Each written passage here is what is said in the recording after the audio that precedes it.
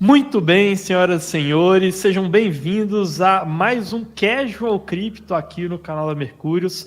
Dessa vez com um convidado de honra aqui, né, o Felipe Persigo, que é um cara que, quando eu entrei lá no mercado cripto, né, começava a acompanhar os conteúdos, eu falava, porra, cara, já pensou se um dia eu for igual o Felipe Persigo, foi igual o Bitnada ou o Marcelo Paz, os caras que eu acompanhava na época, e aí hoje eu tô aqui fazendo live com um cara, é um prazerão assim. Não consigo ter palavras aí para agradecer pela sua participação, Persigo. Mas o que você está esperando aí para a live de hoje? Cara, eu que agradeço o convite. Obrigado a todo mundo que está aqui também participando. Convite, Carlos, pessoal da Mercúrios. É sempre um prazer estar aqui também com vocês, cara. Acompanho bastante o trabalho de vocês. E, cara, você sabe que eu fico muito feliz de ouvir isso que você acabou de falar, cara. Porque eu ouvi essa semana de umas duas pessoas. Cara, quando eu comecei a estudar mais sobre cripto, o teu foi um dos primeiros vídeos que eu vi. E, cara, isso traz muita alegria, assim, pra gente, né? Até peguei a plaquinha aqui dos 100 mil inscritos, daí, cara, eu fiquei refletindo, assim, né? Quando a gente começa nesse mercado, é tudo tão novo, tão difícil, aí depois a gente vai crescendo, né? Mas, cara, é um prazer estar aqui e espero poder passar bastante conteúdo pra galera, também ver um pouco da percepção de vocês, do mercado e tudo mais. Mas vamos nessa, cara, tô empolgado. Boa, vamos lá então. Deixa eu ver se eu compartilho aqui com o pessoal. Boa, aqui vocês já devem estar vendo na tela. E pessoal, comentem aí se está tudo tranquilo com áudio, com imagem aqui. E já vamos deixando o like aí, porque esse vai ser um conteúdo bem legal. Pessoal, aqui, como vocês já devem ter visto no título, o que eu vou mostrar para vocês é uma teoria que a gente ainda está trabalhando aqui sobre como que funcionaria o futuro dos preços no mercado de criptoativos, né? Não é para chegar aqui e falar, eu acho que o Ethereum vai valer tanto, o Bitcoin vai valer tanto, mas é uma teoria macro de como que esses preços devem se comportar em cada uma dessas três fases que devem acontecer, né? E por que a gente estaria aqui nessa segunda fase. E aí, já para começar a puxar um pouco disso, eu acho que é legal a gente ter uma noção sobre como que o mercado ele vai se amadurecendo, né? Tanto o mercado cripto quanto os mercados de alta tecnologia, e isso é um ciclo que ele vem se repetindo, né, ao longo do tempo. E aí eu persigo, cara, qualquer momento que você quiser interromper, quiser fazer um comentário, só mandar bala aí. Não, tranquilo. Até uma coisa que você estava falando que eu acho legal, né, a maturidade do mercado. Talvez muitas das pessoas que estão nos ouvindo hoje chegaram ali em 2020, né? Mas se a gente for olhar em retrospecto, eu acho que a gente vai tocar nesse assunto. Se a gente olha lá em 2017, a diferença de 2017 para a diferença de 2020 ela é gigantesca, né? Se for olhar ainda muito mais lá para trás, é muito maior. E eu tenho certeza que daqui para frente vai mudar ainda mais o mercado. Assim, de forma geral, né? Desde aceitação, usabilidade, uma série de coisas. Não, com certeza. E aí, por que eu trouxe essa questão aqui, né? E aí eu até coloquei esses itens aqui. Os mercados, eles vão tendo essa questão de maturação e é importante a gente saber que eles vão evoluindo para a gente conseguir fazer previsões mais assertivas, né? Porque as coisas, muitas das vezes, não vão ser iguais elas eram no passado. Eu trouxe até aqui um estudo que é bem interessante, deixa eu mostrar aqui para vocês. Cara, esse daqui foi um estudo feito em 2014 por um cara que estava criticando o Bitcoin, né? Um estudo aqui de, cara, mais de 80 páginas. É um cara que entende tecnicamente, né? Ele faz até umas pontuações bem interessantes, mas que ele mostra pra gente, cara, como que a gente tem que ter a cabeça aberta para entender que o mercado ele vai evoluir. Tem duas críticas principais aqui que eu peguei desse estudo, e é até engraçado como que elas ficam risíveis, né, quando a gente olha para o mercado nos dias de hoje. A primeira dessas críticas que ele faz, cara, ele pega aqui um gráfico que ele vai de 2009 a 2014 com as buscas pela palavra Bitcoin no Google, e ele mostra como que no último ano ali as buscas tinham caído muito. Ele falou, cara, o Bitcoin ele não está melhorando como um meio de troca, porque as pessoas estão se interessando menos pelo Bitcoin, e aí se a gente for puxar esse gráfico aqui, ele não vai voltar, e aí o Bitcoin está condenado, né? É uma das primeiras críticas que ele faz ali, você fala, cara, claramente você não estava tendo uma noção de como que o mercado ia evoluir, você não estava disposto a pensar fora da caixa, né? Cara, com certeza, você sabe que... Mas eu vou até dar o benefício da dúvida aqui, né, cara? Você para pra pensar. 2013, o Bitcoin tinha o quê? Uns 4 anos ali, né? Cara, até então a internet não... O primeiro aplicativo de banco, cara, criado para iPhone no mundo foi em 2009. 2009 não, 2011. Então, assim... Tinha acabado de começar a lançar aplicativos de banco, acabado de começar algumas certas movimentações na área financeira, vamos assim dizer, na internet. E aí surge um negócio chamado Bitcoin, né? Até entendo o estudo do cara, que tipo assim, cara, desde quando esse negócio aí vai dar certo, né? Pô, nada a ver, dinheiro da internet. É um dinheirinho de mentira, eles falavam. Até entendo o raciocínio do estudo, só que até por uma das principais características do Bitcoin, sei lá, ser antifrágil, a gente percebe que, cara, com o passar do tempo ele vai só se fortalecendo com esse tipo de coisa, né? E assim, é muito aquela questão de que a gente tem que ter noção de como que essas tecnologias são exponenciais, né? O ser humano, ele tende a colocar para baixo os efeitos que podem acontecer no longo prazo e superestimar os efeitos de curto prazo, né? Subestimar Sim. o longo prazo, subestimar o curto prazo. Então, né, as pessoas elas ficam pensando, cara, se o Bitcoin não for se tornar popular para amanhã, para a semana que vem, não for substituir o dólar daqui a um ano, você acaba, cara, subestimando o que ele pode ser se você for levar essa reta ali, cara, para 2, 3 décadas. Tem até uma outra crítica que ele faz aqui que vai nessa questão de infraestrutura do mercado, que o que esse cara também falou lá em 2014, né? E aqui foi sobre a questão das ASIC, né? Que são as máquinas de mineração. Naquela época, as máquinas de mineração elas estavam evoluindo muito rápido e ainda era um mercado muito amador em termos de fabricação. E aí ele começou a citar aqui uns casos de caras que compravam uma máquina, a máquina demorava tanto para chegar que quando ela chegava lá para o minerador, aquela máquina já estava ultrapassada e não servia para mais nada, né? É o que ele fala aqui. Olha, tá vendo? Isso aqui está acontecendo, mostra que existe uma falha no processo de mineração do Bitcoin, porque isso significa que a mineração nunca vai conseguir ser uma indústria rentável. E aí acaba ignorando essa questão de que, cara, os mercados amadurecem, né? É comum que você tenha problemas de curto prazo que vão aos poucos serem resolvidos, né? Ah, cara, eu acho que é tudo uma questão tecnológica, né? Até eu fui dar uma pesquisada aqui, na última tela que você tava, dizia que ele estava preocupado porque tinham menos de 8 mil nodes, né? Aí eu falei, pô, agora deve estar uma porrada de nodes. 9.600 nodes hoje em dia. Então, tipo assim, nem mudou muito essa questão. Eu acho que pelo fato de ter sido algo muito novo na época, criou-se dúvidas, como agora essa aqui da tecnologia, né? Porque, óbvio, uma ASIC hoje ela tem um nível de processamento muito superior a um computador. E às vezes eu me pergunto até onde vai, né? Esses níveis de processamento que eles vão criar. Talvez chegue algum determinado momento que realmente o nível de processamento ele é tão alto, é tão caro para ser exigido ali para aquele tipo de coisa, que talvez passe a não ser tão rentável. Mas aí tem aquela outra coisa, mas e se o Bitcoin subir de preço? Aí não vai compensar, e aí fica nessa ciranda, né? Será que vai, será que não vai? E no final do dia o mercado acha ali o seu senso comum, né?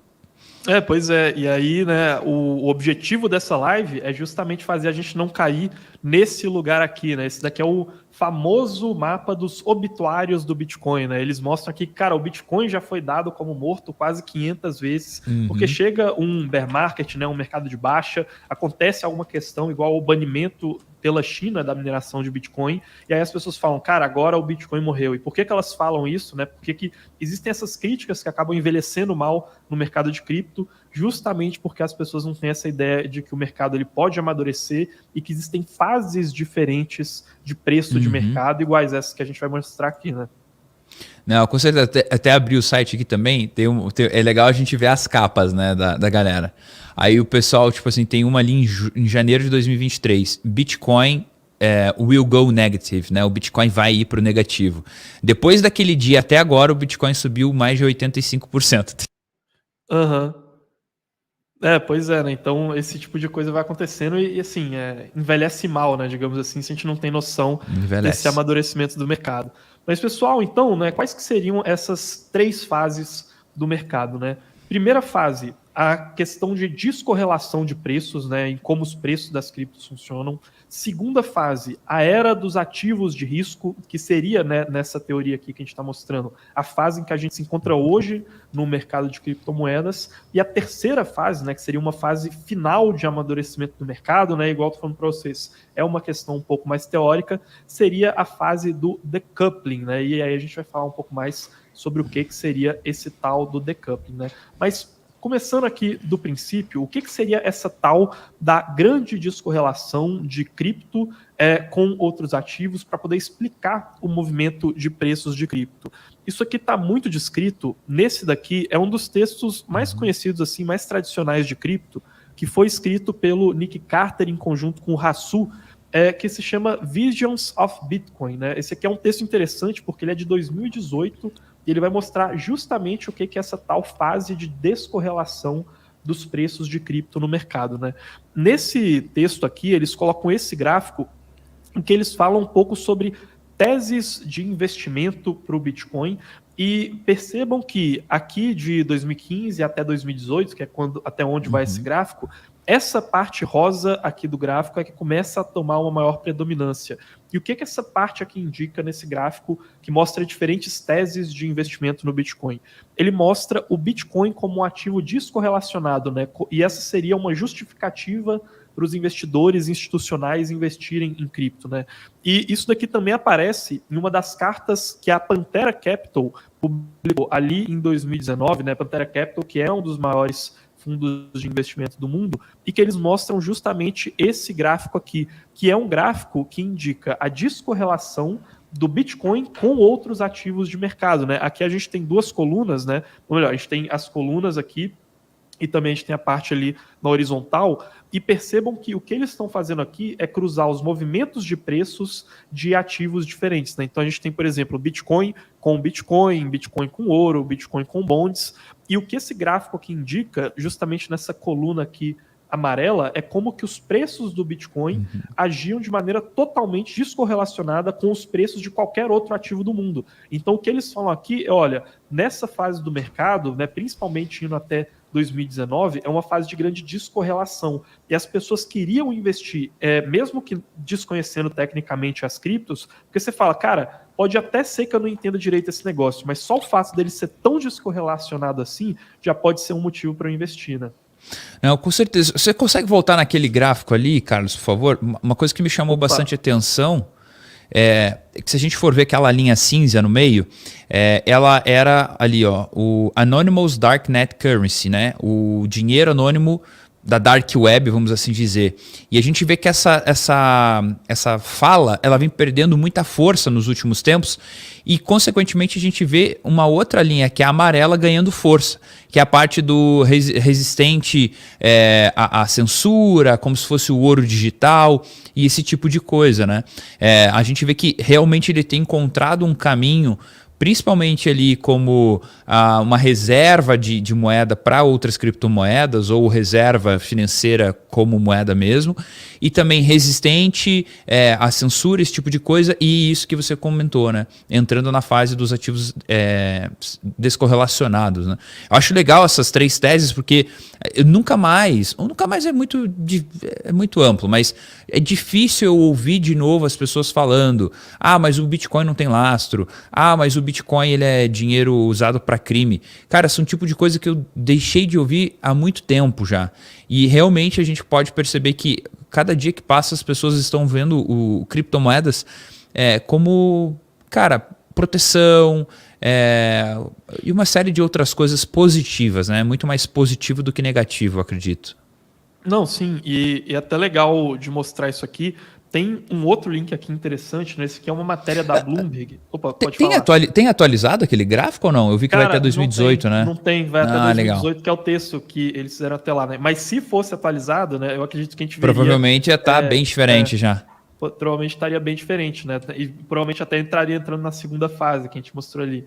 Mas, cara, aqui é um texto da Bloomberg que ele é bem interessante e que ele cita um pouco sobre a teoria moderna de gestão de portfólio, né? A Modern Portfolio Theory. E o que eles dizem aqui, né, sobre o Bitcoin como um ativo descorrelacionado é justamente isso, né? Eles falam, cara, teve uma época no mercado em que grandes investidores institucionais, mesmo sem entender muito bem, sabe, o que seria fundamentos de cripto, sem entender ali o que seria essa grande tese por trás, eles se atraíam pelo Bitcoin pura e simplesmente por essa questão de ser um ativo descorrelacionado, né? E o mercado de cripto, ele funcionava de uma maneira bem diferente dos outros mercados. Então, qual que é a ideia aqui? Você vai falar, pô, a gente vai ter essas fases em que renda fixa vai estar se valorizando e investir em ações vai ser um mau negócio. Ou então fases em que ações vão estar se valorizando e renda fixa não vai ser um bom negócio. Ou até mesmo fases igual a gente viu recentemente, né, com aumento de juros, em que tanto a renda fixa, né, a pré-fixada, quanto as ações caíam.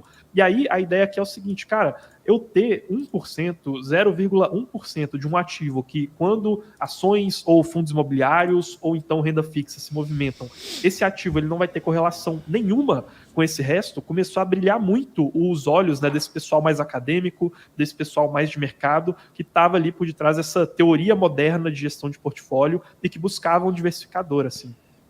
Cara, eu gosto dessa ideia, dessa teoria, uma teoria que eu inclusive uso muito para o meu portfólio. E indo para um lado um pouco mais extremo aqui, né, pensando nisso, se a gente coloca aqui aquelas famílias que infelizmente tiveram problemas com a guerra lá da Rússia e da Ucrânia, vamos supor que aquela família ela tivesse 10% em Bitcoin, por exemplo, ou um criptoativo bom. Vindo a guerra, vindo confisco, confusão, você não consegue pegar a tua casa e ir embora. Você não consegue pegar até a obra de arte até consegue, mas você não consegue pegar as tuas ações ali e, cara, liquidar talvez com uma facilidade, facilidade, né? Mas quando aquela família ela investe em cripto e ela tem Bitcoin, se dá algum BO e ela perde os outros 90%, você concorda comigo que os 10% passa a ser 100%? Então, aquilo que muitas vezes é pouco no teu portfólio pode se tornar muito no longo prazo, dependendo da situação em que você se encontra. Aqui a gente está usando um exemplo muito crítico, mas se você tem 5% do seu portfólio, e até, Carlos, eu digo que 1% hoje em dia eu não acho que é o ideal, eu acho que tem que ter uns 5 a 10%. Se você tem 5% em cripto e ela faz 10 vezes um portfólio, que eu acho que é possível ser feito, aqueles 10% passa a ser quase 50%, 60%, dependendo do volume do teu portfólio, o crescimento dos outros ativos, né? Então eu acho que é muito saudável hoje ter cripto no portfólio.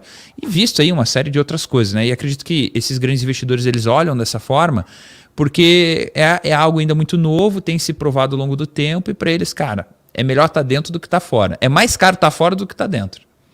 E isso que você falou, cara, bate muito com essa época que a gente viveu no mercado, né? Se a gente for pegar ali matérias de 2018 até 2019, principalmente, o panorama geral do institucional de cripto é falar, cara, investe em cripto, porque você vai colocar um pouquinho ali, pode ser que vire nada, mas pode ser que multiplique muito, né? Então, essa que foi, né, principalmente até 2019, a justificativa predominante, que é você falar muito de assimetria, né? Então, cara, é uma coisa que pode chegar a zero, mas pode multiplicar pra caramba, e aí vai gerar alfa na sua carteira. Então, invista em cripto por conta disso, né? E aí era meio que a justificativa majoritária para poder colocar. Agora, né, conforme a gente vai tendo um mercado se amadurecendo mais, a gente vai tendo teses ficando mais consolidadas, igual você falou, cara, eu acho que 1% é pouco, sinceramente, assim, né? Vai depender do apetite a risco daquela pessoa. Sim. Mas, cara, igual a gente pegou né, esse relatório aqui de 2014, aquela era uma época em que realmente existia um medo que você falava, cara, eu não sei se cripto vai existir daqui a 1 ano, daqui a 5 anos. Hoje, a gente já tem blockchain muito mais consolidada, com uma infraestrutura mais robusta, e é muito difícil você virar e falar, cara, eu acho que isso daqui não vai existir, né? É muito difícil a caixa de Pandora se fechar novamente, né? Cara, eu acho muito difícil hoje as criptomoedas deixarem de existir, assim. Muito difícil, seja com regulamentação, seja com criminalização. Eu acho que, independente de quem proibir, o outro lado vai abrir as portas, né? Você vê aí a China flexibilizando de novo. Para mim, tem um país que está comendo bola forte nisso tudo, que é os Estados Unidos. Eu acho que eles, cara, estão dando a faca e o queijo na mão para os outros países montarem um cerco contra ele. Assim, é o que eu vejo, pelo menos, né? Não sei até qual que é a tua opinião sobre isso, mas, cara, eles tinham tudo para começar a mostrar e usar a cripto de uma forma saudável e tudo mais, e não, eles querem ficar batendo, querem ir contra, né? Querem ir contra, até a hora que o negócio implodir na mão deles, assim. Não sei qual que é a tua percepção em relação a isso. Não, eu concordo, assim, né? Eu acho que, cara, a gente tem outros polos hoje, né, do mundo. A gente olha para, cara, Europa ali, principalmente Reino Unido e Portugal. A gente vai para a Ásia, tem Dubai, a gente tem também Singapura, Hong Kong, se tornando polos de atividade de cripto, e principalmente porque você vê aquela teoria dos jogos de geopolítica funcionando na prática para poder não conseguir barrar o Bitcoin, né, para tentar trazer um pouco mais de antifragilidade para o Bitcoin, né, até como uma das possíveis contrateses, né, em Bitcoin se tornando uma moeda global, a gente teria, por exemplo, um mundo em que as CBDCs, né, as moedas digitais de Banco Central, triunfassem, mas o que poderia impedir esse mundo em que os estados eles conseguem um controle monetário quase que absoluto? É justamente essa teoria dos jogos em que você coloca, cara, para cada país que está negando receber investimentos, capital intelectual, tecnologia de cripto, você acaba aumentando o prêmio, né, o potencial de crescimento dos países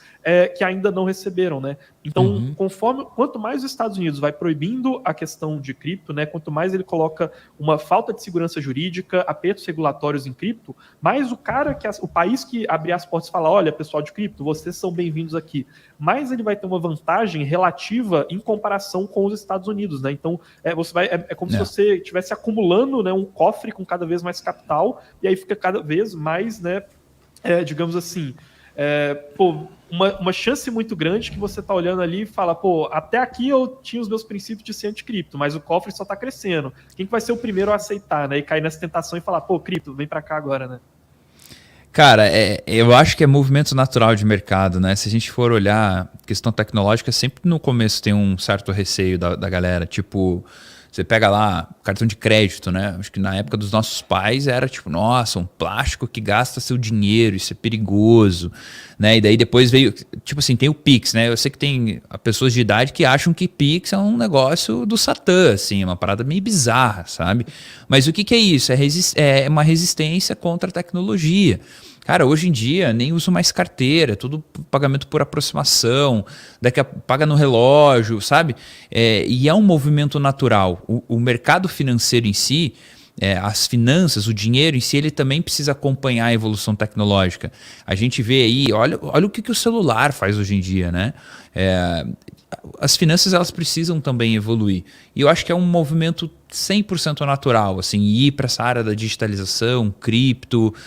E se Bitcoin vai ser a moeda global ou não vai, eu não sei. Mas eu sei que ela vai estar presente de alguma forma ali dentro. E pode ser que daqui 50 anos o Bitcoin nem seja mais a moeda mundial. Talvez alguma outra coisa surja e que realmente vire a moeda mundial. Mas a gente sabe que ele vai estar lá e vai estar existindo, vai estar rodando e vai ter alguém minerando. Vai poder minerar ainda, mas sabe, é um movimento natural. Boa. E aí, cara, interessante que aí a gente já consegue puxar aqui a próxima discussão, que seria quando que isso vai mudar, né? Como que a gente começa a sair um pouco dessa era de descorrelação para entrar nessa era daqui dos ativos de risco. Pessoal, só antes da gente entrar aqui, eu vou mostrar um pouco para vocês, né, dar aquele recadinho da Mercúrios Pro, né? Então, como vocês sabem, a gente tem aqui na Mercúrios, né, nosso conteúdo exclusivo, nossa assinatura, e quem tem acesso a Mercúrios Pro tem acesso às nossas análises exclusivas, né? Aqui já são mais de 25 análises completas de criptomoedas, igual vocês podem ver aqui, além dos nossos relatórios, e também tem acesso à nossa carteira de investimentos com estratégia de opções, estratégia de alavancagem, estratégia de staking, as nossas lives exclusivas para assinantes que acontecem lá semanalmente e também o nosso suporte, né? Então, enviei carteira para o endereço errado, preciso recuperar esse negócio, estou com uma dúvida em cripto, em tal tese de investimento, nosso suporte está lá para poder ajudar vocês da melhor forma possível, tá? Então, a lista de espera para a próxima turma da Mercúrios Pro já está aberta e é o primeiro link aí na descrição, tá, pessoal? Então, acessem aí, né? Forte recomendação, entrem no Mercúrios Pro. E agora vamos aqui, então, né, para o que seria essa segunda fase do mercado cripto e que começa a se destacar, principalmente aqui, a partir de 2019, né? Por quê? O que acontece ali na virada de 2019 para 2020. Existe, né, uma coisa que se chama pandemia de Covid-19. E junto com a pandemia de Covid-19, os governos começaram a tomar medidas monetárias e financeiras que foram inéditas, né, em termos de experimento monetário em toda a história da humanidade. E o que a gente viu foi, principalmente para poder bancar auxílios, conseguir permitir aquele fechamento da economia, uma impressão muito grande de dinheiro, né, ou seja, uma injeção muito grande de liquidez. Esse daqui, por exemplo, né, o gráfico do agregado monetário M2, né, ou seja, uma das formas da gente contar quantos dólares existem no mundo, e a gente consegue ver aqui que, cara, em 2020 ali, a gente vê um salto nessa quantidade de dólares, né? Então foi uma quantidade recorde de liquidez sendo criada em pouquíssimo tempo, e a gente também pode perceber isso quando a gente olha o balanço do Fed, né? Que é esse outro gráfico aqui, e o balanço de ativos do Fed também deu um salto gigantesco ali a partir de 2020, né? É um movimento natural, assim, eu vejo, né, da impressão de dinheiro. Mas, cara, você sabe que eu já falei bastante dessa questão de impressão de dinheiro e às vezes as pessoas entendem errado. Ah, você acha errado, então o governo tem impresso dinheiro? Não, eu não acho errado. Eu acho que foi o necessário, né? Pandemia, ninguém sabia o que ia dar, as famílias precisavam de grana, vamos imprimir dinheiro, vamos distribuir, vamos injetar, vamos fazer rodar e beleza. Só que uma hora a conta chega, né? E a conta ela chegou aí, inflação alta, uma série de coisas, mas eu acho que foi um mal necessário ali para a pandemia. E eu não sei se você lembra que existia o receio de uma crise nos Estados Unidos, um colapso por conta da parte financeira, de crédito, uma série de coisas, né? Cara, e eles esticaram isso até o limite. E olha como tinha espaço para subir ainda, né? E olha como tinha... O elástico ainda dava para esticar ainda mais, cara, antes dele estourar na mão da galera. E nem estourou, né? Nem estourou. O que eles estão fazendo é contornar a situação de que eles fizeram lá atrás. Mas se a gente for colocar aqui o que foi feito, eu acho que a conta ainda está chegando barata. Não sei se você tem essa percepção. Não, sim, eu acho que assim, cara, se não fosse a questão de inflação, né, batendo na porta lá nos Estados Unidos, e que agora já está caindo, pelo menos em alguns dos índices de preço, e também a questão da instabilidade bancária, eu acho que, cara, teriam continuado esticando essa corda durante um bom tempo, sacou? Porque enquanto não chega uma contraparte, né, um contrapeso ali, vai falar, olha, eu acho que a gente está indo rápido demais, não havia sinal de que ia parar com isso. Muito pelo contrário, né? Durante a maior parte desse tempo, o discurso foi de que haveria uma inflação transitória, né? De que essa conta ela não ia chegar, que ia acontecer um soft landing, e acabou que a resposta, né, macroeconômica para isso, em grande parte, esteve na inflação, né? Só que, assim, né, quais foram as consequências disso para o mercado e por que a gente está falando aqui que isso poderia ser uma segunda fase de preço, né? E a fase que a gente está hoje no funcionamento dos preços das criptos, né?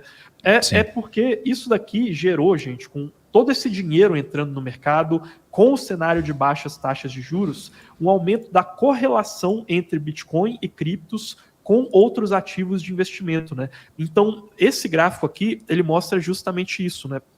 A partir aqui dessa linha vermelha, a gente vê a linha preta, né, ela subindo muito, justamente mostrando um aumento da correlação entre a Nasdaq, que é a bolsa de valores com as principais empresas de tecnologia, e o Bitcoin, né? Então, cara, a gente entrou em uma nova era no mercado cripto, né? Eu até separei aqui uma imagem que é legal de mostrar, que, cara, de repente, a opinião do Jerome Powell passou a ser importante, né? Até, você, Persigo, que tá aí no mercado há mais tempo, você fala, cara, em 2017... ninguém ficava preocupado com o 2020 o ninguém queria saber isso. Sacou? Ninguém se preocupava com essa questão assim. Então, de repente, isso passa a ser importante, né? Os ativos, eles começam a ser correlacionados e aí o mercado financeiro começa a ter que trabalhar em cima de novas teses para se investir em cripto, porque aquela tese da descorrelação, ela já passa a ficar um pouco mais fragilizada a partir desse momento.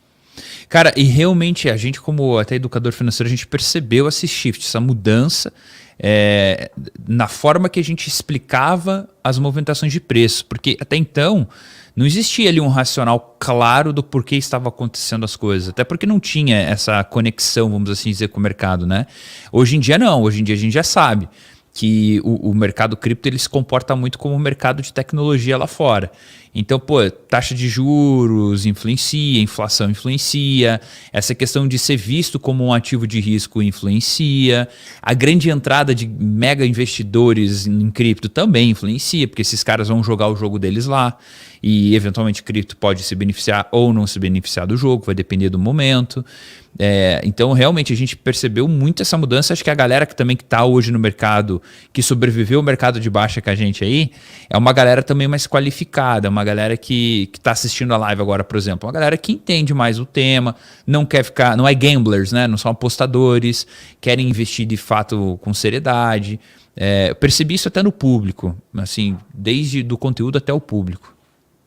E o que você falou muito bem, essa questão aqui das empresas, né, de tecnologia e de como que a cripto começou a ser visto como uma coisa meio tech, né? E o que seriam essas big techs americanas, né? Eu até trouxe aqui, né? Tem aqui Google, Apple, Facebook, Amazon, Microsoft. Se a gente fosse atualizar esse gráfico, provavelmente se colocaria aqui também a Tesla e a Nvidia, né? Que conquistaram esse posto também aí ao longo dos últimos 2 anos. Mas qual que é a ideia Nvidia aqui? recente, inclusive, né? Sim, a Nvidia recentemente que atingiu aquele patamar de $1 trilhão, né? Com a valorização depois do último resultado. Mas, cara, qual que é a ideia aqui, né? Por que cripto... E aí, essa é a fase de preço que a gente está hoje, né? Então, é por isso que todo mundo fica louco para saber o que o Jerome Powell vai falar, o que o Banco Central dos Estados Unidos vai falar. Termos como inflação, macroeconomia começaram a ficar mais presentes no vocabulário do pessoal de cripto. E, assim, por que a gente está nessa fase hoje, né? De onde que vem esse movimento que liga as empresas de tecnologia com as movimentações de taxa de juros, para a gente entender por que o Bitcoin está começando a também estar correlacionado com essas movimentações de taxa de juros. É principalmente, pessoal, por uma coisa, né, que quem está dentro do mercado financeiro já vai entender um pouco melhor, e que esse gráfico aqui ele mostra para a gente, que é o tal do fluxo de caixa descontado, né? Então, de onde que vem o preço das ações das empresas, né? Por que quando a taxa de juros sobe, normalmente os preços das ações das empresas, eles caem? Esse gráfico aqui, ele vai mostrar um pouco disso para a gente, né? Como que esses preços das ações das empresas são calculados? Basicamente, você faz uma projeção de qual que vai ser o lucro daquela empresa, e aí você vai tirar ali, né, quais que são os custos para tentar chegar em qual vai ser o fluxo de caixa daquela empresa no futuro. Nesse gráfico aqui, é como se essa linha aqui que está mais azul escuro fosse esse fluxo de caixa que a gente está projetando para o futuro. Aí o que você vai fazer é somar esse fluxo de caixa, dividir pelo número de ações e chegar em um preço. Porém, né, vocês têm que concordar comigo que, cara, não é muito justo eu vender uma empresa hoje contando com o lucro que vai vir daqui a 10 anos, por exemplo, né? Não faz sentido, ninguém vai pagar por isso. E como que a gente faz para poder trazer esse desconto, né? Para tentar trazer um valor que está lá no futuro para o tempo presente. Para isso se utiliza a taxa de juros, né? A taxa de juros, ela é utilizada, né? A curva de taxa de juros, né? A gente está falando principalmente de longo prazo, como uma taxa de desconto nesse fluxo de caixa quando a gente traz para o valor presente. E aí que seria, né, aqui numa analogia, essas linhas aqui que estão mais azul clara, né, nesse gráfico aqui, que ao longo desse tempo a taxa de juros ela vai consumindo de maneira exponencial esse fluxo de caixa. E aí por que essas empresas de tecnologia sofrem muito? Porque essas são empresas que as pessoas entendem que vão crescer muito no futuro em termos de fluxo de caixa. Então quase todo o valor dessas empresas não está no que elas geram hoje, está no que as pessoas esperam que ela vai gerar no futuro, e aí, pô, isso é muito legal, né? Você está negociando com um preço muito mais alto, porém, qual que é a sua contrapartida? Quando aumenta uma taxa de juros, essas empresas sofrem muito mais, porque você vai tomar um desconto muito maior naquele valor que está jogado no fluxo de caixa dos próximos anos, né? E sem contar que, por exemplo, uma das coisas que leva-se em consideração em mercados de alta, né? Por que tem tanta empresa que é vendida no mercado de alta? Porque aquela pessoa ela pega aquele lucro que ela teve naquele ano, faz um fluxo meio que de caixa descontado com base no lucro que ele teve naquele ano, como se aquele lucro fosse se repetir e crescer nos próximos 10 anos. Né? Isso acaba trazendo também um preço irreal das coisas, e é por isso que hoje a gente vê assim, tanta empresa descontada em relação ao que estava, mas não é porque a empresa ela deixou de ser boa, é porque realmente estava inflado o preço lá atrás e todo o mercado se beneficia disso. Toda empresa é vendida quando o mercado está no hype. Ninguém vai... Se você tem uma empresa, você não vai vender quando estão querendo pagar menos. Você vai esperar o mercado reagir e vai querer vender quando todo mundo quiser pagar muito, né? Então, é um movimento também natural. Mas quando a gente olha essas grandes empresas, eu acho que tecnologia, né? Querendo ou não, as grandes empresas hoje são tecnologias e cripto é tecnologia. Então, é só entender a tendência, cara. Exato, né? Então, o que a gente viu foi, cara, tem muito dinheiro sendo jogado no mercado, as taxas de juros estavam muito baixas, principalmente desde a crise de 2008, né? A gente viu coisas que são até aberrações históricas, né? Uma taxa de juros real que ficou negativa de tanto que o Banco Central dos Estados Unidos queria estimular o mercado. E aí, nesse cenário, muito dinheiro entrando no mercado em ativos de alta tecnologia, e esse dinheiro ele acaba escoando também para o mercado de cripto, a gente chegou nesse mundo um pouco bizarro, assim, em que criptos e empresas de alta tecnologia, como aquelas empresas que estão listadas lá na Nasdaq, passaram a se correlacionar. E foi assim, né? Foi assim que a história caminhou até a gente chegar hoje nessa segunda fase dos preços do mercado de cripto, em que macroeconomia passou a ser um assunto tão importante. Só que é interessante a gente falar de fundamentos nessas horas, né? Então, você fala, cara, esse aqui é o cenário que a gente tem hoje, um cenário meio técnico de fluxos de capital e como eles acabaram funcionando, né? Como a gente chegou até aqui. Mas será que faz sentido, né? Quando a gente olha para termos de fundamentos, o Bitcoin, por exemplo, se valorizar ou se desvalorizar de um jeito parecido com o que o Facebook se valoriza ou se desvaloriza? Ou será que a gente está tendo uma outra fase de racionalidade que lembra um pouco, né, apesar com uma cara diferente, aquela fase dos preços correlacionados e malucos que a gente via antes dessa entrada de capital, né? Não, com certeza, cara. Muita coisa mudou e tenho certeza que vai mudar muito mais ainda. Então assim, a gente começa a olhar e fala, cara, se a gente espera que os preços eles comecem a agir de maneira mais racional, né? Porque, cara, estão entrando mais institucionais no mercado, a infraestrutura está crescendo mais. É racional a gente pensar que, cara, a longo prazo, e aí pode ser daqui a 20 anos, pode ser daqui a 30, pode ser daqui a 100 anos, faz sentido, né, num modelo teórico, a gente pensar que, cara, a gente não vai continuar nessa segunda fase para sempre. Porque os fundamentos de criptos, em certa medida, são diferentes dos fundamentos das empresas de tecnologia. E aí por isso que eu trouxe aqui para vocês, né, essa que seria uma terceira fase, né? E aí, por isso que eu estou falando para vocês, cara, é um modelo um pouco mais teórico mesmo, né? Para a gente explicar o que vai fazer a movimentação de preços das criptos, mas é a partir desse entendimento que é olhar e falar, cara, esse modelo que a gente está vendo acontecendo agora, ele não deve continuar para sempre, né? Em algum momento ele deve ser sobreposto por alguma outra coisa. E vem esse tal do decoupling, né? Essa tal de fase final do mercado de criptomoedas, né? E o que seria esse decoupling, né? Esse momento em que a macroeconomia não influenciaria tanto assim o preço das criptos, igual a gente tem visto hoje. Isso seria o santo graal, cara. Isso seria o santo graal do mercado cripto. Isso daqui, cara, e aí é interessante, porque muita gente fala desse tal de decoupling há anos, assim, né? Vira e mexe aparece em alguma notícia esse tal do decoupling das criptos, e é uma tese que ela foi ganhando, cara, quando a gente estava passando ali por aquele momento em que cripto estava se valorizando muito, né, com ali principalmente em 2021, tinha muita gente achando que ia acontecer o tal do decoupling das criptos. Aí veio 2022 e aí o pessoal percebeu que não. A gente continua lá naquela segunda fase, continua muito sujeito à macroeconomia. Mas o que seria esse negócio? Seria basicamente a gente ver criptos funcionando de uma maneira parecida com o que funcionam os diversos setores que existem hoje numa bolsa de valores, né? Então, hoje é quase como se cripto fosse um setor de tecnologia, né? Se a gente for pegar ali, cara, bolsa de valores tem o setor setor elétrico, tem o setor de commodities, tem o setor de serviços e tem esse setor de tecnologia, e cripto está meio que num agregado ali do setor de tecnologia. O que seria o decoupling? Seria a gente pegar dentro das criptos, e dentro das criptos a gente começa a separar elas como setores,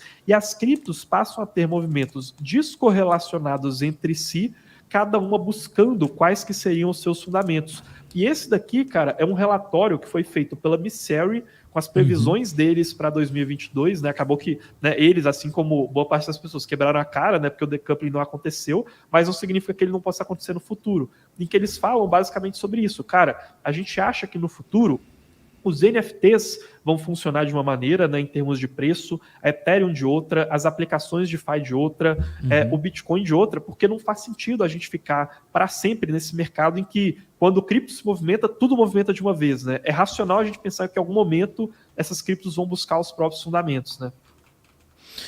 Olha, cara, você sabe que eu, quando comecei a estudar mais sobre construção de portfólio dentro do mercado cripto, uma coisa que eu sempre vi no tradicional cara, existem várias categorias, né? Como é que eu categorizo cada cripto? E a construção do meu portfólio, eu não conhecia ainda sobre esse termo do decoupling.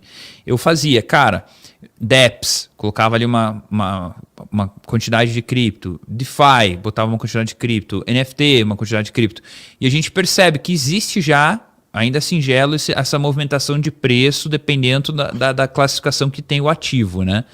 Mas isso que a teoria diz também que deve ser muito mais nítido, isso eu também acredito 100%, cara. Eu acho que quando isso acontecer, o mercado cripto ele deixa de ser um mercado especulativo, um mercado XYZ, e passa a se tornar um mercado, né, que tem seus próprios mercados lá dentro. É como se fosse um fractal, né? É como se fosse uma grande pirâmide, e vai diminuindo, e cada área, seu setor, com sua tecnologia, com as suas inovações, com a sua forma de subir ou cair. E 2021 e 2022, cara, foi muito legal para o mercado cripto, que veio muita coisa nova, né? Jogo, NFT, DeFi aprimorando e isso. Cara, uma série de coisas que, sei lá, 5 anos atrás não existia nem sonho disso tudo ainda, né? Não é à toa que o Ethereum valia $80, nem isso. Então, e às vezes é até frustrante, né? Porque você fala, cara, eu vou separar aqui por áreas, né, essas criptos, então o pessoal fala, cara, eu vou investir nas melhores DEPs, nas melhores DeFi, nas melhores criptos de XY setor, e por enquanto isso ainda, né, é um pouco... tá germinando, né, digamos assim, essa questão de setores se movimentando de formas diferentes. É até meio frustrante o pessoal que fala, cara, eu montei aqui uma carteira, às vezes, toda perfeita, separando tudo, aí vai lá, o Jerome Powell faz uma fala, e aí tudo cai junto, né, ou então tudo sobe de uma vez. Porém, a gente vê alguns episódios em que a gente vê um certo respiro, né, desse decoupling. Um episódio interessante, né, que eu separei aqui, seria a questão de correlação entre o Bitcoin e o ouro, né, e que a gente viu especialmente crescendo agora no começo desse ano. Deixa eu colocar aqui na tela. Reforça muito a tese daquele estudo, né, de ver o Bitcoin como ouro digital. Sim, né? Porque você fala, cara, a gente agora tem jogos, tem DeFi, tem uma porrada de coisa. Bitcoin, ele tem uma proposta de valor que é diferente dessa. Então, será que não faz muito mais sentido o Bitcoin se movimentar parecido com o preço do ouro do que o Bitcoin se movimentar parecendo com o preço do Facebook, sacou? Em termos de correlação. E é interessante que a gente viu essa narrativa, né? Especialmente ali de fevereiro e março de 2023, igual vocês estão vendo nesse gráfico aqui, de correlação entre o Bitcoin e o ouro, crescendo em meio àquelas crises, né, bancárias que a gente viu nos Estados Unidos. Então, enquanto a gente estava vendo bancos regionais quebrando, né, Signature Bank, First Republic Bank, o SVB quebrando, a gente viu essa narrativa do Bitcoin como ouro digital dando um respiro para o restante do mercado, e aí traz um pouco da gente, pô, cara, é assim que eu queria que o mercado cripto funcionasse no futuro. É o Bitcoin muito mais parecido com o ouro, não o Bitcoin parecido com a ação da Meta, uma ação da Nvidia, que vai ficar se valorizando muito por conta de taxa de juros, como se o Bitcoin fosse um ativo gerador de fluxo de caixa, né? É verdade. E assim esperamos, né? Que pelo menos ele fique mais assim do que com empresas de tecnologia. Pois é, e aí, além do Bitcoin, né, que aí, né, nessa fase do decoupling, né, pessoal, é interessante perceber isso. Cara, é um modelo um pouco mais teórico e que a gente acha que em algum momento a tendência é que se cripto encontrar com seus fundamentos, isso vai acontecer, né? Pode ser que isso aqui demore 10, pode ser que isso daqui demore 50 anos, mas nesse modelo teórico, além da gente ter o Bitcoin tendo movimentações de preço mais parecidas com o ouro, por exemplo, um outro ativo legal aqui que eu trouxe seriam os NFTs. Então, cara, de novo, é aquela coisa de pensar, cara, será que faz sentido um NFT como um profile picture, né, um NFT de foto de perfil, se movimentar de um jeito parecido com outras criptos? E aí, quando eu tava pensando sobre isso, cara, eu lembrei de uma coisa que aconteceu lá no comecinho do ano de 2022. E aí, vários analistas começaram a falar isso, né? Até o Ryan Watkins, né, que ele é um cara que é um ex-Delphi, se eu não me engano, ou um ex-Messari, né, que são casas de análise lá do exterior, falou quando a gente estava lá no comecinho de 2022, porque a gente estava vivendo um cenário em que os NFTs ainda estavam se valorizando muito ali no comecinho de 22, principalmente os NFTs de foto de perfil estavam se valorizando muito, estavam muito no hype, só que naquele momento o mercado de cripto, né, para quem se lembra, Bitcoin, Ethereum, aplicações, já estava caindo. O volume em DEX, né, nas exchanges centralizadas já estava caindo, e esse foi um momento que o pessoal do mercado começou a se perguntar, cara, será que a gente está vendo um decoupling aqui nos NFTs? E aí tinha de um lado o pessoal achando que era um decoupling, que NFTs iam se comportar de um jeito diferente, e tinha do outro lado o pessoal falando que, olha, eu acho que o movimento da onda de baixa só não chegou nos NFTs ainda porque a gente está num mercado menos líquido, né? E aí, no final das contas, foi o que acabou se provando. Então, em um momento, acabou chegando. Mas, em um futuro teórico, esse decoupling poderia acontecer com os NFTs. E aí, é até interessante que eu trouxe aqui um gráfico como que NFTs de fotos de perfil ou então NFTs de obras de arte, a longo prazo, em termos de seus fundamentos, poderiam se comportar de um jeito parecido, né? Quando a gente fala daqui a 50, 70 anos, com obras de arte, né? Muita gente não sabe disso, mas obras de arte, né, esculturas, quadros, elas são também investimentos no mercado financeiro. Sim. Existem, inclusive, índices que mostram isso. Esse daqui é um índice, um dos mais conhecidos nesse sentido, que chama Art Price 100, né, que é um índice de obras de arte para investidores que querem se expor de uma maneira um pouco mais líquida. E aqui vocês estão vendo na linha preta esse índice, né, o Art Price, e na linha vermelha o S&P 500 das empresas lá dos Estados Unidos. Percebam como que o movimento dessas duas linhas, apesar de ter os seus momentos parecidos, também tem seus momentos de descorrelação, né? Então, obras de arte, elas têm movimentos de preço diferentes com empresas porque os fundamentos delas são muito diferentes. Então, além do Bitcoin como ouro digital, também é interessante como um exercício imaginativo a gente pensar em NFTs, talvez em um futuro, se comportando de um jeito parecido com obras de arte, caso eles se aproximem mais dos seus fundamentos. E o que o pessoal não sabe tanto assim, talvez, cara, é que beleza, a arte é um ativo que se valoriza bastante. Ah, mas por que eu não deixo tudo em arte, então? Porque é um ativo extremamente ilíquido, né? É um ativo onde você, por exemplo, demoraria muito tempo para conseguir realizar, é um público específico, mas ao longo do tempo é o que mais valoriza de uma certa forma. Assim como o mercado imobiliário também valoriza muito bem, né? Eu acho que tem mercado para tudo, e é por isso que eu tenho certeza que o mercado cripto já acha o seu veio ali, né? E começa a crescer cada vez mais. O pessoal até brinca com um trilema que existe no mercado financeiro, né? Que seria entre liquidez, potencial de valorização e risco, né? Você nunca consegue fazer esses três ao mesmo tempo. Ter uma liquidez muito boa, né? Ou seja, que é quando você consegue comprar e vender aquele ativo a qualquer momento, junto com uma capacidade de valorização muito alta e um baixíssimo risco, né? Você acaba sempre tendo que escolher no máximo entre dois desses, né? Então, um imóvel, por exemplo, cara, o risco de um imóvel se desvalorizar muito é um risco mais baixo do que uma ação, por exemplo. Agora, a liquidez de um imóvel é muito menor do que a liquidez de uma ação. É muito mais difícil você encontrar um comprador para esse imóvel, né? E as próprias que nem fundo imobiliário, né? O próprio fundo imobiliário, se você vai olhar o dividendo, é muito mais fácil você você investir em fundo imobiliário. Só que tem a variação da cota. O imóvel físico, o dividendo é ruim, mas tende a valorizar, mas é difícil de vender. Cara, prós e contras. No final do dia, eu acho que acaba sendo quase que a mesma coisa. Sim, sim. E aí a ideia é justamente, cara, no futuro esses prós e contras deveriam se refletir no mercado cripto também, né? Além do Bitcoin, possivelmente em algum momento se correlacionando com ouro e obras de arte, né, se correlacionando com NFT, se a gente fosse ter esse momento de decoupling ali nos preços das criptos, tem alguma outra cripto que você fala, cara, eu acho que esse setor aqui deveria de maneira, se ele fosse comportar de maneira mais racional, ele deveria se comportar dessa maneira aqui e não igual a gente está vendo hoje com essas taxas de juros impactando tanto o mercado? Putz, cara, agora pensando assim, acho que no momento, acho que as coisas estão encontrando o seu caminho, né? E acho que o mercado de NFT, o pessoal já percebeu que ele não é tudo aquilo no sentido de hype. As profile pictures, elas têm valor, mas talvez nem tanto quanto estavam fazendo.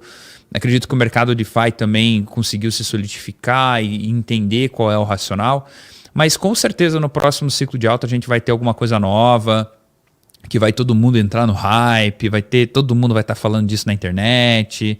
É movimento natural. O que eu sempre me pergunto é, o que deve vir de novo, né? Porque tem tanta coisa nova, mas o que deve vir de novo? E eu fico empolgado para isso. Qual vai ser a próxima tendência? O que vai ser o próximo NFT, o próximo DeFi, o próximo jogo de NFT, né? É isso que me empolga, assim, para querer saber pro próximo ciclo, cara. Eu acho que a gente, ao longo do tempo, talvez a gente veja uma separação em termos de movimento de preço entre aquelas criptos que elas funcionam de um jeito mais parecido com commodities, né? Criptos que são mais de infraestrutura, tipo o Bitcoin, tipo o Ethereum, e aquelas criptos que são de fato criptos geradoras de caixa, né? Que a gente poderia fazer uma analogia mais parecida com uma empresa, né? Criptos como a Uniswap, criptos como a Lido Finance, aquelas que hoje já pagam um certo real yield, como GMX, SNX. Eu acho que essa é uma outra separação que a gente pode talvez ver no futuro, né? E essas criptos geradoras de fluxo de caixa, conforme forem se amadurecendo mais, serem de fato tratadas como empresas, né? Elas são, cara, se você for olhar na raiz, essas criptos são praticamente ações só que tokenizadas, né?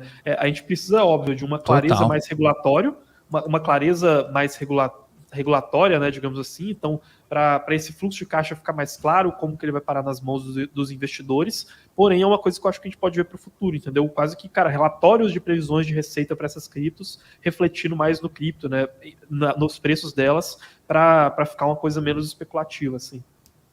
Não, concordo, cara, concordo. Mas o mercado que vai nos mostrar, né, para onde vai, e acho que o amadurecimento do mercado, a gente como formador de opinião aqui, ele também vem por conta do trabalho que a gente vai estar fazendo, explicando, mostrando e trazendo essa consciência, né? Realmente transformando a mentalidade de quem assiste, de talvez especulador, alguma coisa assim, em realmente investidores, né? Boa. O Mário aqui, ele mandou uma dúvida, ele falou, cara, vocês poderiam ser mais diretos falando se tem boas ou más perspectivas para quem aplica em criptomoedas. Ô Persigo, vou jogar essa pergunta aí para você, como que está essa sua expectativa aí com relação ao mercado em termos de curto, médio e longo prazo, assim?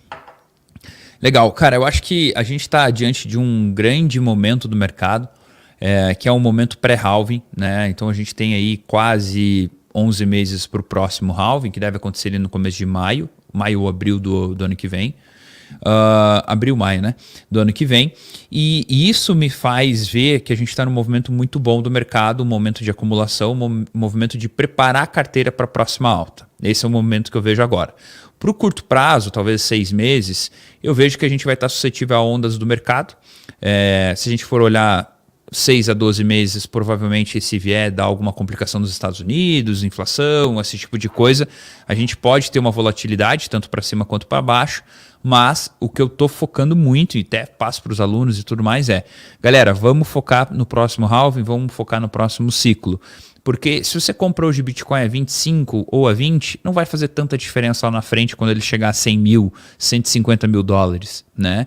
Faz uma diferença quando você compra 70 e espera chegar a 50, ou se você comprar 20, sabe?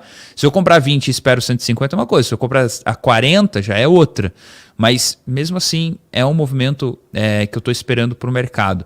Também tenho visto muito amadurecimento das pessoas que estão acompanhando o mercado de uma série de coisas, pelo menos para mim, a galera, eu tenho percebido isso, e eu acho que vai ser um movimento de alta muito maneiro, muito mais consciente, mas talvez um dos últimos grandes movimentos de altas guiados ali por pequenos investidores, né? Eu acho que a tendência é que isso se estabilize e que aí entre nessa zona de agora se tornamos um mercado sólido e a coisa está mais estável, né? Não sei qual que é a tua visão sobre isso. Eu não penso tanto no halving como influência para preço nesse momento. Eu acho que o halving assim, é muito difícil, a gente nunca vai ter uma resposta matemática exata se ele influencia ou não o preço, né? Mas eu vejo uma tendência a uma diminuição de influência, né? Então é por isso que eu acabo olhando para outros fatores. Então eu olho muito para, cara, inovação tecnológica em termos de segundas camadas, em termos de indústria de staking, aplicações, infraestrutura, e o cenário macro também melhorando, né? Que eu acho que, cara, via de regra e sem previsão exata para acabar, eu acho que a gente continua nesse mercado bem sujeito a ondas macroeconômicas, né, digamos assim. E aí, cara, só antes de encerrar aqui, pessoal, vou lembrar novamente para vocês aqui do recadinho da Mercúrios Pro, né? Então, pessoal, tá aqui o link na descrição para quem quiser acessar as análises completas, quem quiser também ter acesso ao curso, ao suporte lá da Mercúrios. Persigo, cara, tem um comentário aqui, o Luiz, ele falou sobre a carteira milionária aqui, pediu para você fazer o seu merchan também. Cara, pode ficar à vontade aí, antes da gente encerrar, para falar sobre o seu trabalho. Legal. Sobre o Cara, trabalho, hoje eu tenho uma comunidade de aula, né? Ela tá com as vagas encerradas também, por enquanto. Até porque meu filho tá para nascer, então eu preciso dedicar tempo para ele, né? E aí, obviamente, com os alunos que já estão lá dentro. Tem que se chama Meu Plano Cripto. E aí a gente criou um projeto chamado Carteira Milionária, onde eu vou estar colocando R$ 10.000 por mês. E a expectativa é que a gente faça 10 vezes no próximo ciclo. Então, eu quero poder botar R$ 100.000 ao longo de um ano. E aí fazer virar 1 milhão no próximo ciclo, né? Essa é a minha expectativa. Se fizer virar 200, 300, já está lindo. Mas vamos buscar isso, né? Então, esse que é o projeto da Carteira Milionária. Boa, legal. Pessoal, acho que é isso então por hoje, né? Espero que vocês tenham curtido aí a live. Estamos fazendo cada vez mais lives com convidados aqui.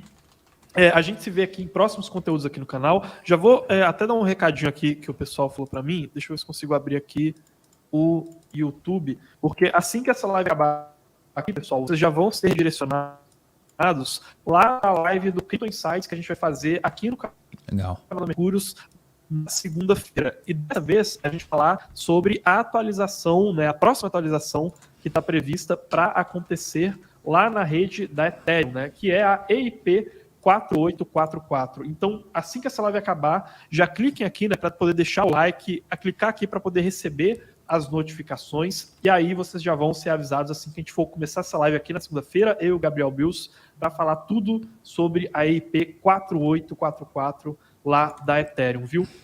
Mais uma vez, Persigo, agradeço pela sua participação aqui, agradeço por toda a audiência Eu que agradeço, que cara. a gente. Boa, nos vemos aqui em Contem comigo aí que vocês precisarem. É isso, pessoal. Contem com a gente aí no que vocês precisarem. Nos vemos em próximos conteúdos e até mais.